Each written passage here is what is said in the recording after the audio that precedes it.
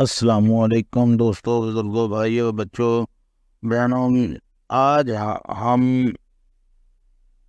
موضوع میں حضرت علی کرم اللہ وجہہ کی شجاعت اور اہل خیبر کی شکست کے بارے میں آپ کو اس موضوع میں بتائیں گے۔ پہلے ہم نے غزوہ خیبر کا تعارف بیان کیا تھا اور اس کے اندر لشکر اسلام کی تیاری اور روانگی بھی ہم نے بتائی تھی۔ آج ہم حضرت علی کے بارے میں پڑھیں گے اس موضوع میں، اور آپ کو ان کے واقعات سنائیں گے اور سلائیڈ پر تصویریں بھی لگائیں گے۔ دوستوں، بزرگوں، بھائیوں، اسلامی لشکر فجر ہونے سے پہلے یہودیوں کے علاقے میں پہنچ گیا۔ فجر کی نماز خیبر کے قریب ادا کی اور سورج طلوع ہوتے ہی خیبر پر حملہ کر دیا۔ یہودی بھاگ کر اپنے قلعوں میں چھپ گئے۔ مسلمانوں نے ان کا محاصرہ کر لیا۔ سب سے پہلے مسلمانوں نے قلعہ نعامہ پر حملہ کیا۔ یہاں پر مسلمانوں کو شدید مزاحمت کا سامنا کرنا پڑا۔ اس موقع پر آپ صلی اللہ علیہ وسلم نے ارشاد فرمایا، کل میں جھنڈا اس شخص کو دوں گا جسے اللہ تعالیٰ اور اس کا رسول عزیز رکھتے ہیں۔ دوستوں، بزرگوں، بھائیوں، دیکھا آپ نے سنا، اور جس کے ہاتھ پر فتح ہوگی۔ تمام صحابہ کرام اسی سعادت کی امیدوار تھے اور پرچم انہیں عطا ہو، لیکن آپ صلی اللہ علیہ وسلم نے فرمایا،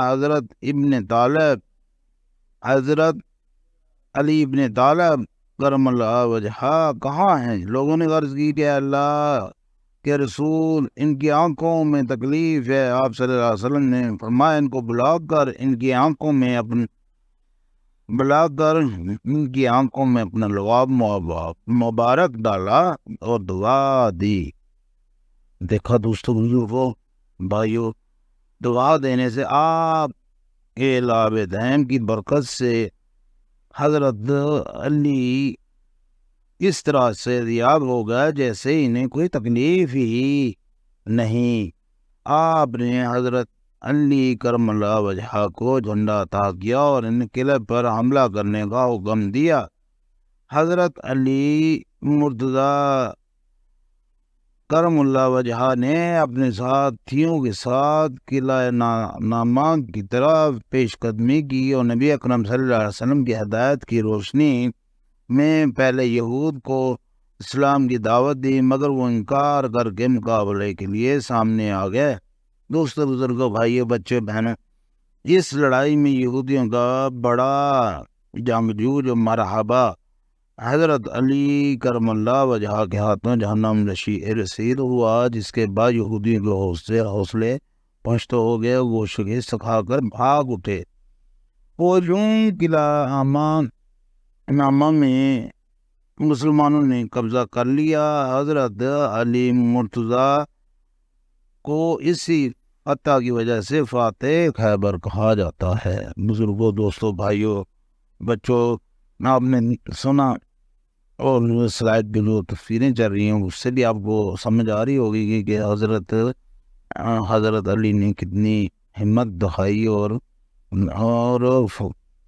فاتح خیبر بھی کہلائے۔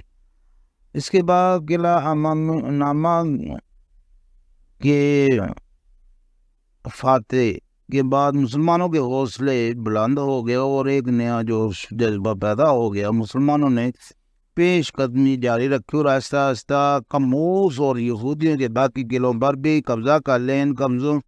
ان قلعوں کے محاصرے کے بعد یہودیوں نے شکست تسلیم کر لی اور ہتھیار ڈالنے کے لیے تیار ہو گئے۔ غزوہ خیبر میں 93 یہودی مارے گئے جبکہ 18 مسلمان شہید ہوئے۔ دیکھو دوستوں، بزرگوں، بھائیوں، آپ نے سنا اور دیکھا، سلائیڈ میں بھی آپ کو ہم بتائیں گے، وہ دکھا رہے ہیں، آپ دیکھیں، انشاءاللہ آپ کو ہمارا موضوع بہت ہی اچھا لگا ہوگا۔